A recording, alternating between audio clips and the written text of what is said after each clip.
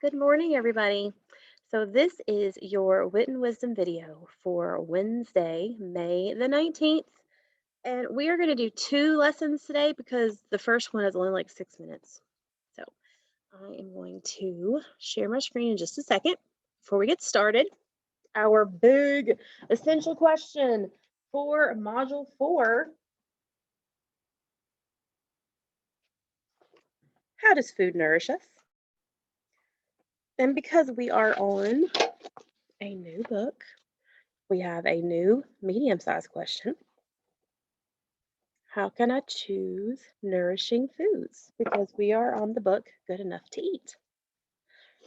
And then our small question for today's lesson is, what is happening in eating your ABCs, which is the chart that we have. My mouse is not working. It's the chart that we have used as our second evidence source. And then we also, because we're doing two lessons today,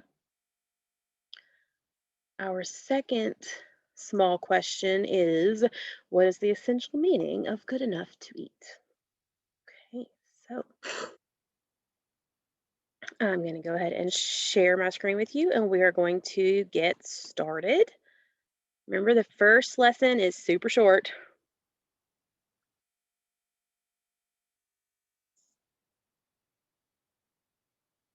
Okay, here we go.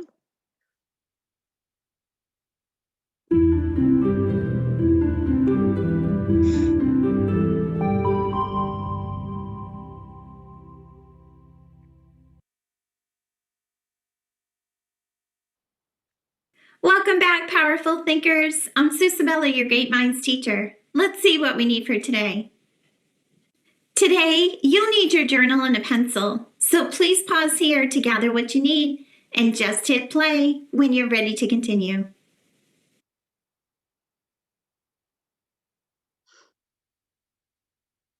Throughout this year, we've learned that visuals provide a great deal of information. During this lesson, we're going to revisit a piece of art and also an infographic.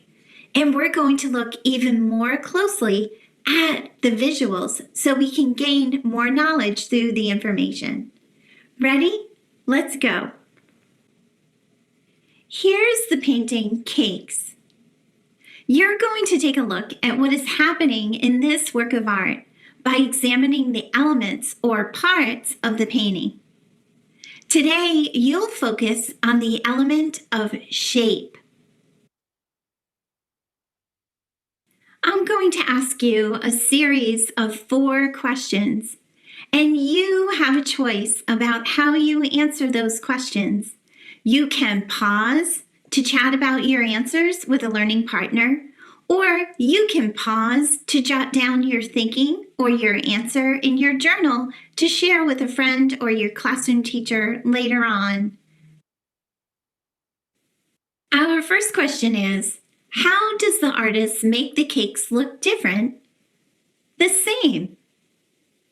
Please pause here to chat about your thinking with a learning partner, or jot it down so you can share it later on. Just hit play when you're ready to continue. Okay, I do not want anyone to actually write your answers down. I just want you to talk about it with your learning partner. Okay.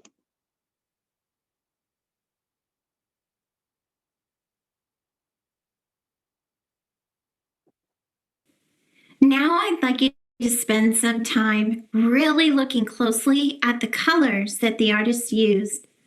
What kinds of colors did he use? Why?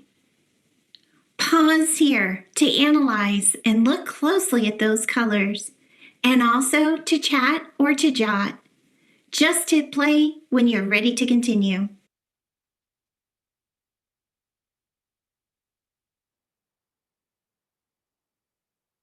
Now I'd like you to look closely again, and this time focus on shape.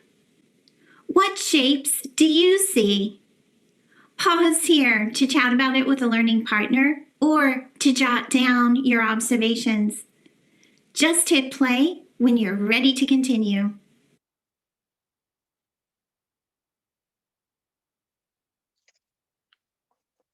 You probably noticed that some lines are repeated. What shapes and lines are repeated? Why might an artist repeat shapes? Pause here to look at the painting closely and to think about these questions while you're looking.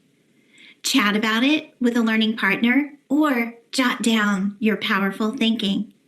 Just hit play when you're ready to continue.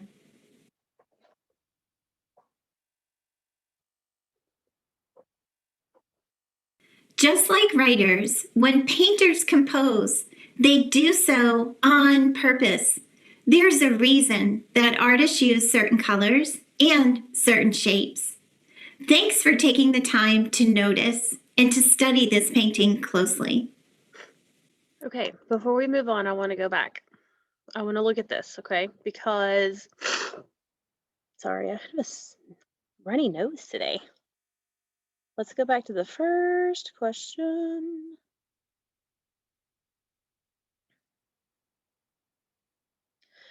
Okay, so how does the artist make the cakes look different or the same? Well, most of the cakes are circles. Even the one that is half a circle over here, it used to be a circle. There aren't any rectangular cakes that we see in this painting. Some are tall and some are short, so that's one way that he made them look different. And the colors are all different. But the colors are soft and bright. They're not like a dark colors, most of them. So what kind of colors did he use? Well, I see lots of white and pink and browns and yellows. The artist used colors to make the painting look soft and make you feel soft and not like hard and angry. The soft colors can make you feel happy and calm, kind of like a tea party would.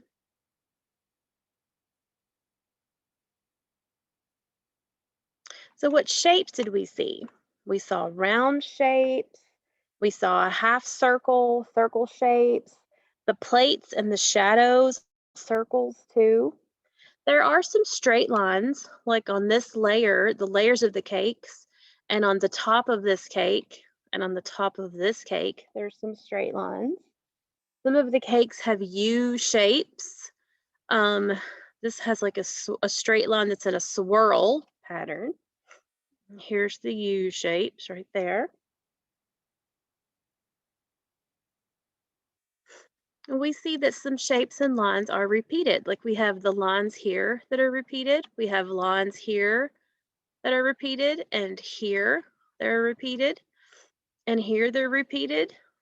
Okay, and here they're repeated. The lines holding up all the cakes, those are also repeated.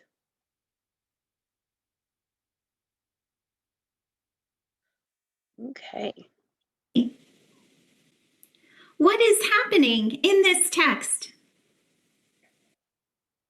This infographic probably looks very familiar. You used it before to collect evidence about the vitamins in a piece of fruit.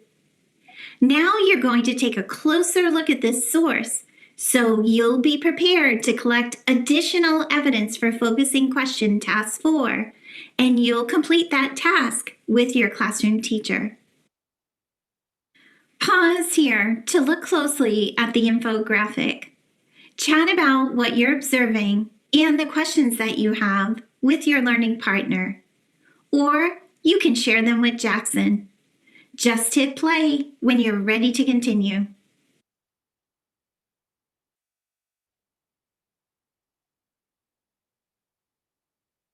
This research source is called an infographic. Infographic means it's an image or a picture that provides information on a topic. We know this is an infographic because it has many images, many pictures, and those pictures give us a great deal of information. For example, when I look at the heading of vitamin A, I can look at those pictures and know immediately the foods that contain that vitamin, even without reading the text. That's where an infographic is extremely helpful to researchers. Because an infographic is such a great research source, we need to add this to our anchor chart. Please pause here to read over the research sources anchor chart on your own. Just hit play when you're ready to wrap up today's lesson.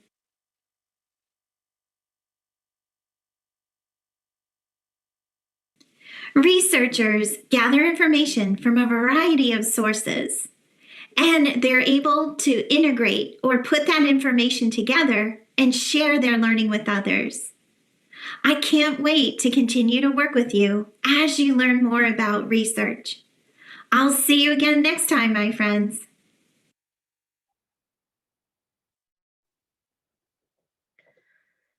Okay, so that was lesson 25, and we're going to watch 26 today also.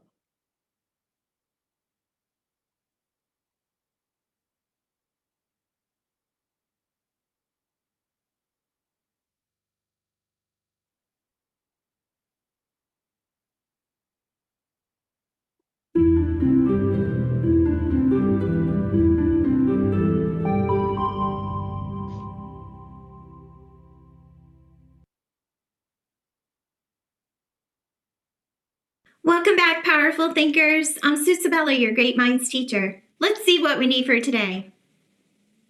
Today we'll need Good Enough to Eat, handout 24A, the evidence organizer, your journal, and a pencil. Please pause here to gather what you need and just hit play when you're ready to continue.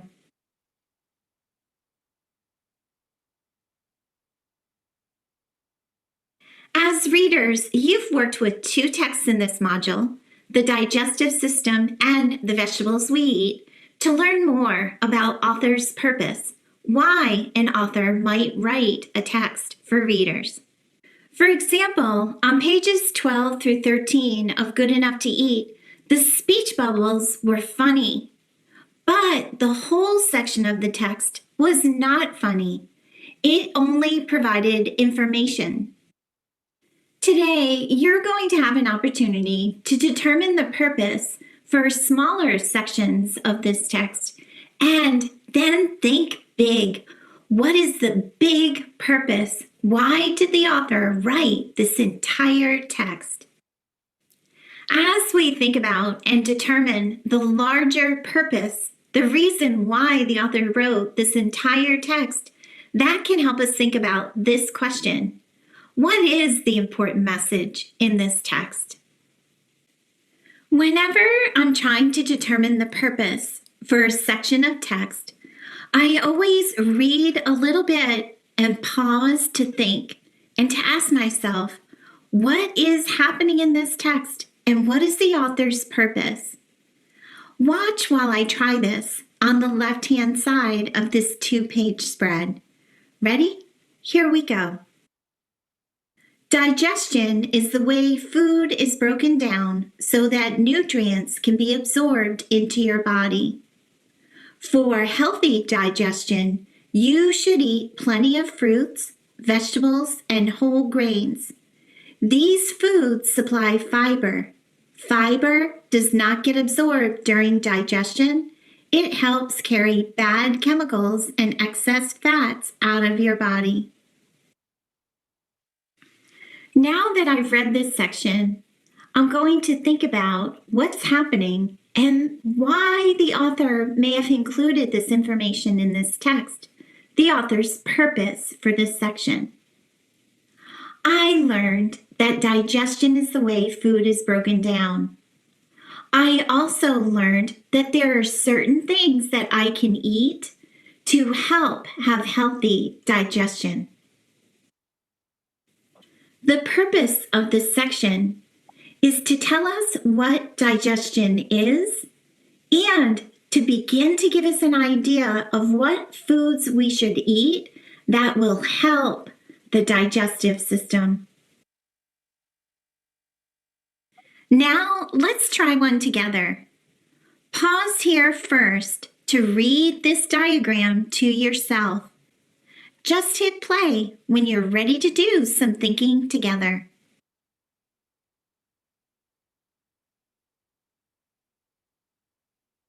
Now that you've had a chance to read this diagram closely, I'd like you to think about the author's purpose for this section of the text. Why did the author write this and include this here? Pause again to do some thinking about that or to chat about it with a learning partner. Just hit play when you're ready to come back.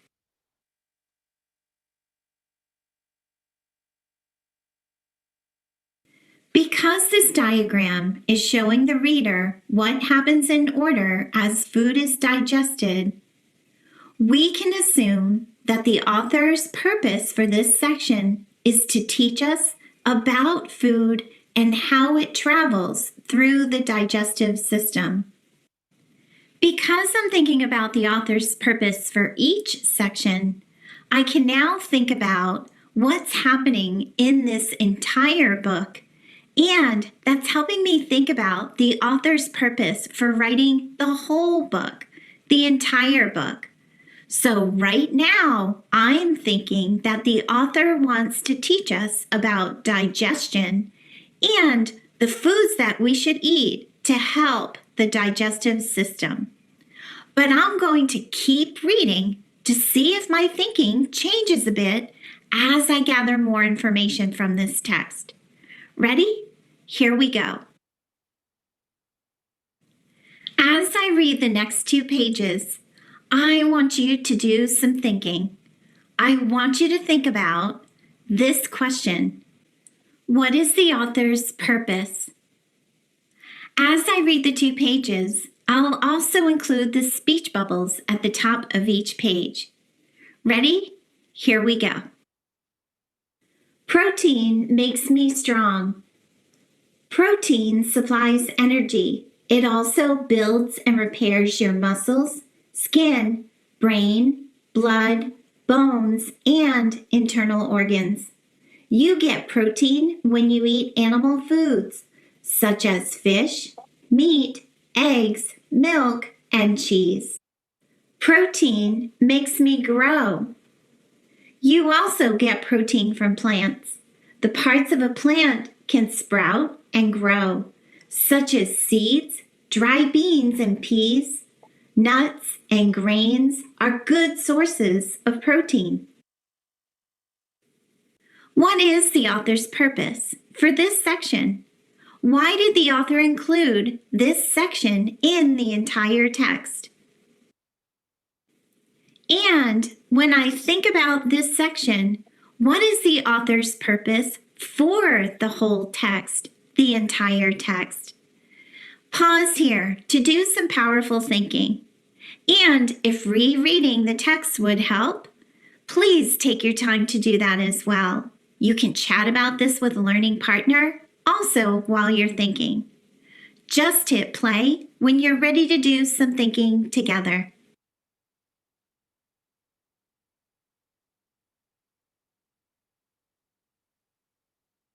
In this section of the text, we learned what protein does. It supplies energy and it makes our body strong. We also learned where we can get protein when we eat. We can get protein from animal foods and also plants.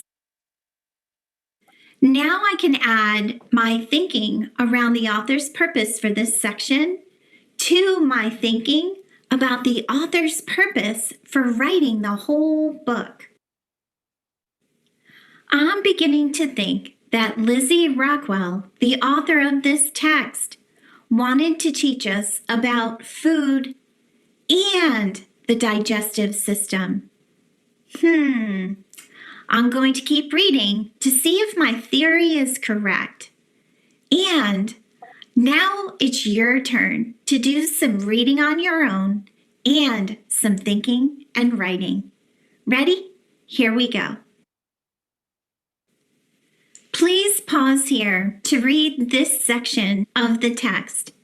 And read the section of the text with this question in mind.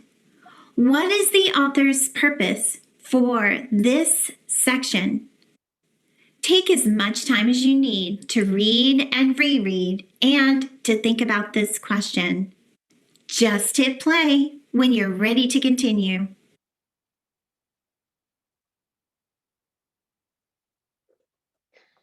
Okay, so it says you don't need to worry about having too much water in your diet. Water is your body's main ingredient. 70% of your body, including your blood, saliva, tears, urine, and sweat, is made with water. Water escapes easily from your body. In a day, you lose 2 cups of water just by breathing. When you cry, go to the bathroom, and sweat, you lose even more water. But as it leaves your body carries out waste and cools you. So, what do you think? What is the author's purpose of this? What is the author wanting you to understand from this section?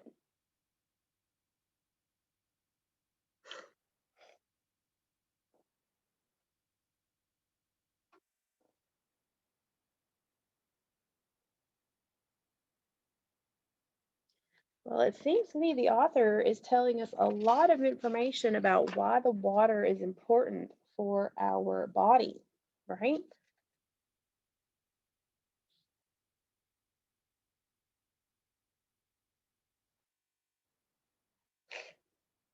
So maybe that is the author's purpose, is to give us information or to explain how something happens and how the body uses the water.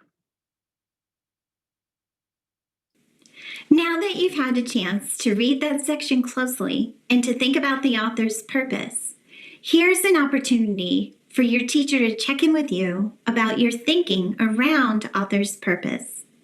Please stop and jot the author's purpose for this section and include evidence from the text. Pause here to work on this now in your journal and just hit play when you're ready to continue. Okay, so you are going to stop and jot on page 195 of your journal. We're going to write stop and jot across the top.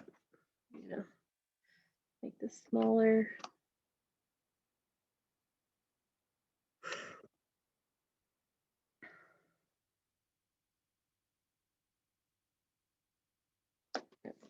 Well, my camera's not plugged in, so that won't work. Okay, never mind. So we're going to write the question. What is the author's purpose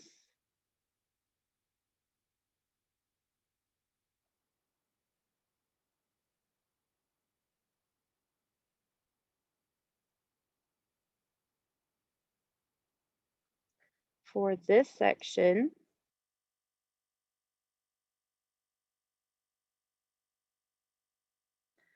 And include evidence from the text.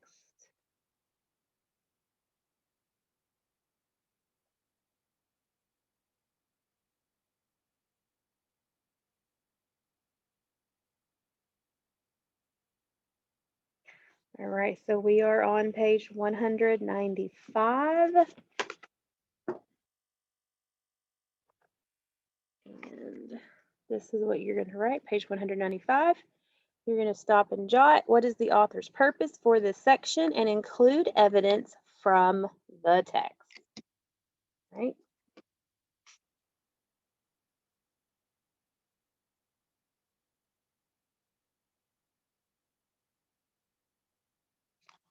Okay.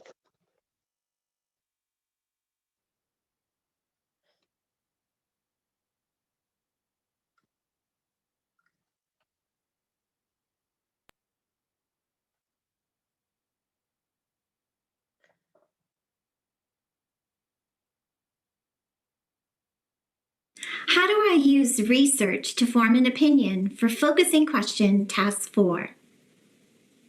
It's so much easier to use research to help you form an opinion if your research is organized. And that's where handout 24A comes in handy. This evidence organizer will help you organize the information so you can form an opinion. Remember, the food choices are in the left column, and then you'll jot down a reason and then evidence that supports your reason. And that evidence will come directly from the text. You'll use this structure to write an opinion paragraph. And as you can see, I have most of it covered up.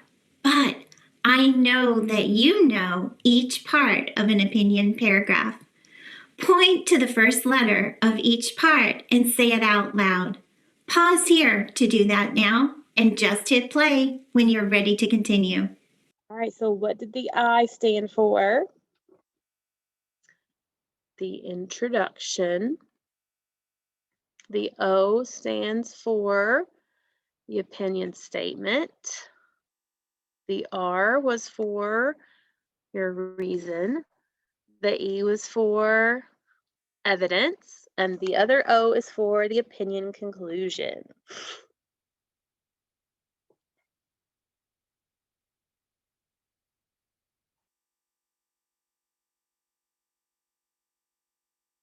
The opinion paragraph that you write for focusing question task 4 will begin with an introduction and then move to the opinion statement, then reason, then evidence, and lastly, it will end with an opinion conclusion.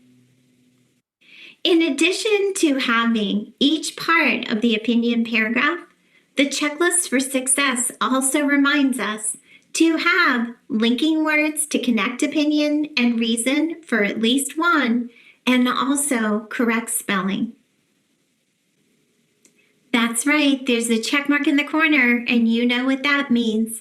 Your teacher will take this opportunity to check in with you. Please use handout 24A to orally rehearse your opinion paragraph. Then begin writing. Pause here to work on this now and just hit play when you're ready to wrap up today's lesson. Okay, on page 192 and 193 in our journal, we did handout 24A. Okay, so what I do want you to do is I want you to orally practice this. Say this out loud. Do your paragraph out loud. We are not writing it today. We will do that on Thursday. Okay, so I just want you to practice out loud. Make sure you are doing your opinion, your introduction, your opinion statement, your reason, your evidence, and your opinion conclusion. And then Thursday, we will write the paragraph. Okay.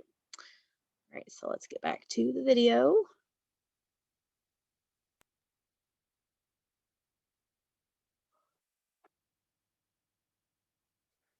Wow, you have learned so much this year. You know how to determine author's purpose, and also you're writing opinion paragraphs that include reasons and evidence from the text. You've been working so hard, and I hope that you're very proud of yourself, because I am. I'll see you again soon, my friends.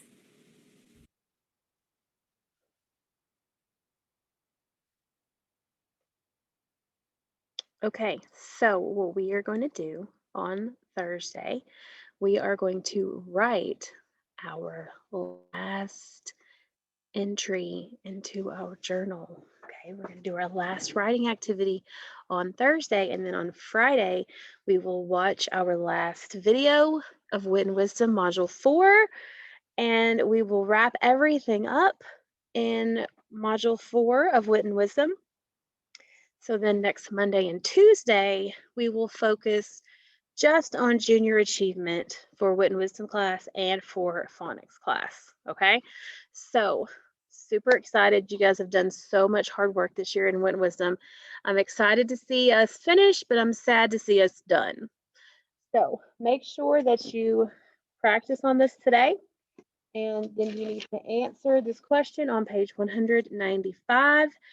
And I would like for you to just take a picture of it and add it to today's assignment. You don't have to turn it in on a Google slide today, okay? Just take a picture and add it to your comments on your assignment. All right, so I hope you guys have a great afternoon, and I will see you later. Bye.